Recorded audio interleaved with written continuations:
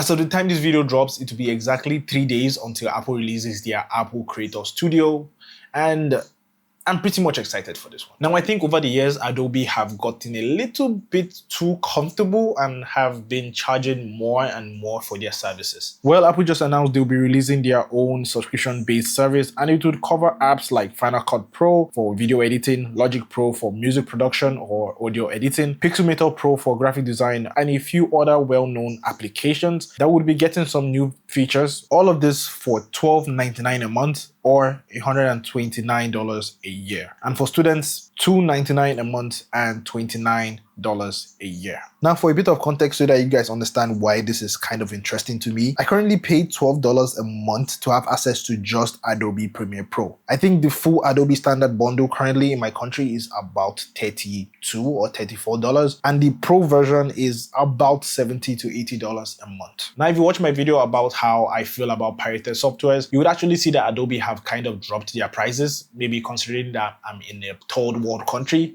probably. But regardless whether you're in a third world country or even a more developed country, first world countries, Apple is still way cheaper for just $12.99 a month. And like I said, I'm pretty much very interested in what Apple is doing. They're kind of keeping Adobe on their feet a little bit, so Adobe really have to find a way to make their softwares like worth it. And yeah, I will be trying out Apple Creator Studio once it launches, test out some of their apps, see what the subscription is like. Are there any sketchy cancellation fees, just like how Adobe does? Hopefully not. But yeah, I'm going to be testing all of that out and let you guys know whether it's worth it or not. Let me know your thoughts in the comments. What do you think about Apple Creator Studio? Would you be getting it? I think it comes with like a 1 month free trial. And I think if you actually just bought a MacBook, you'll be getting 3 months free. So yeah, I'll be using that 1 month free trial to literally try to test out the whole thing and see how it works. And yeah, I'll let you guys know. That's all I have for this video. Thanks for watching, and I guess I'll see you in that video.